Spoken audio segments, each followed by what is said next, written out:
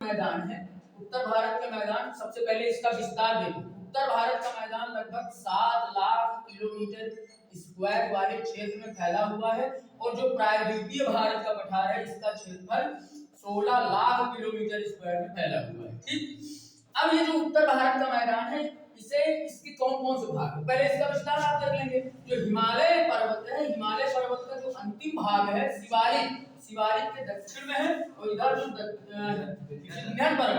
सिंघन पर्वत के उत्तर है।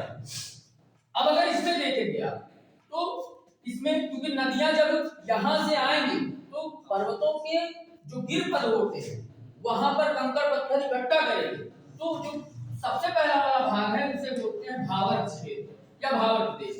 यह एक ऐसा क्षेत्र है जहां बड़े बड़े कंकड़ पत्थर पाए जाते हैं, जहां नदियां लुप्त हो जाती हैं और इस क्षेत्र में कृषि योग्य क्षेत्र नहीं है। इसके बाद नदियां और आगे बढ़ती हैं तो हमें मिलता है तराई क्षेत्र, जहां नदियां पुनः जन्म लेती हैं। पुनः जन्म मतलब है कि अब दिखाई पड़ती है। यह क्षेत्र पूरी तरह से समतल प्राय है, जहां पर नदियों का पानी पूरी तरह से छिछला हुआ भाग में पाया जाता है। इसे ही मच्छर पेटी कहते हैं, मच्छर पेटी। और बहुत बड़ी बड़ी घास, इसे मतलब हाथी घास भी कह सकते हैं, यहाँ पाई जाती है। इसके बाद वाला जो प्रदेश है उसे काम प्रदेश कहते हैं, जहां से नदियां एक निरंतर एक धारा के रूप में बहना शुरू कर देती हैं। काम प्रदेश इसे बोलते हैं जलोढ़ प्रदेश भी बोलते हैं। ठीक, जलोढ़ मृदा क्या है, क्योंकि ये जलोढ़ मृदा से निर्मित भाग है, तो गंगा द्वारा या नदियों द्वारा बहाकर लाई गई मिट्टी को जलोढ़ मृदा कहते हैं।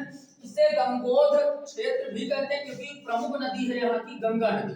ठीक, तो गंगा नदी के द्वारा निर्मित इसलिए इसको गंगोत्र कहते हैं।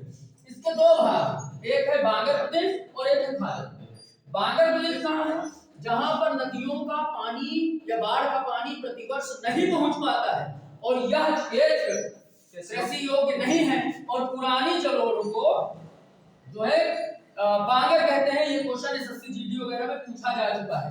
उसके बाद दूसरा आता है खादर, जहां पर प्रतिवर्ष बाढ़ का पानी पहुंच जाता है। ठीक, और नवीन जलोढ़ को खादर प्रदेश कहते हैं।